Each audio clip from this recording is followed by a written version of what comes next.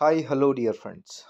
Welcome back to the another video of our YouTube channel, The Social Icon.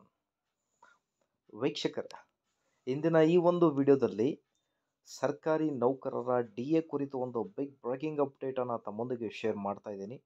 ವಿಡಿಯೋನ start ಮಾಡೋಕ್ಕಿಂತ ಮುಂಚೆ ವೀಕ್ಷಕರೇ, ನೀವು ಕೊಡುವ ಒಂದೇ ಒಂದು ಲೈಕ್ ನಮಗೆ ಸಪೋರ್ಟ್ ಆಗಿರುತ್ತೆ.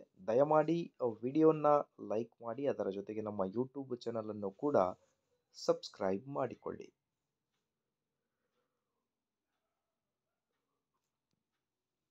ಸರ್ಕಾರಿ ನೌಕರರ ಖಾತೆ ಸೇರಲಿದೆ 18 ತಿಂಗಳ ಬಾಕಿ ಡಿಎ.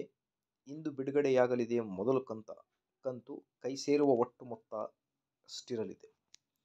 ವೀಕ್ಷಕರೇ, ಕರೋನಾ ಅವಧಿಯಲ್ಲಿ 18 ತಿಂಗಳ ಡಿಎಯನ್ನು ಸರ್ಕಾರ ತಡೆಹಿಡಿದಿತ್ತು. ಇದೀಗ ಈ ಬಾಕಿ ಡಿಎಯನ್ನು ಸರ್ಕಾರ ನೌಕರರಿಗೆ ಪಾವತಿಸಲಿದೆ ಎನ್ನಲಾಗಿದೆ.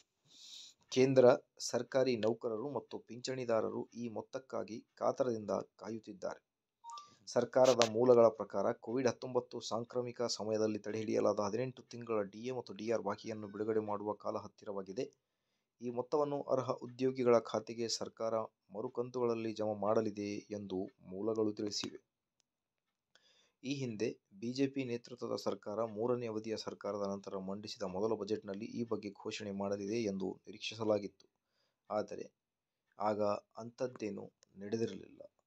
ಕೇಂದ್ರ ಸರ್ಕಾರಿ ನೌಕರರು ಮತ್ತು ಪಿಂಚಣಿದಾರರು 18 ತಿಂಗಳ ಡಿಎ ಬಾಕಿ ನೀಡಬೇಕು ಎಂಬ ಬಹಳ ದಿನಗಳಿಂದ ಒತ್ತಾಯಿಸಿದ್ದಾರೆ. ಈ ಬೇಡಿಕೆಗಳನ್ನು ಈಡೇರಿಸುವ ನಿಟ್ಟಿನಲ್ಲಿ ಸರ್ಕಾರ ವರ್ಷಾಂತ್ಯದ ನೌಕರರಿಗೆ ಡಿಎ ಅರಿಯರ್ಸ್ ಮೊತ್ತವನ್ನು ನೀಡಲಿದೆ ಎನ್ನಲಾಗಿದೆ. ನಮ್ಮ ರಾಜ್ಯ ಸರ್ಕಾರಿ ನೌಕರರಿಗೂ ಕೂಡ 3% ಡಿಎ ಆದಷ್ಟು ಬೇಗ ಜಾರಿಯಾಗಲಿದೆ. ಇದರ ಮಾಹಿತಿಗೋಸ್ಕರ ಲೈಕ್, ಶೇರ್ ಅಂಡ್ ಸಬ್ಸ್ಕ್ರೈಬ್.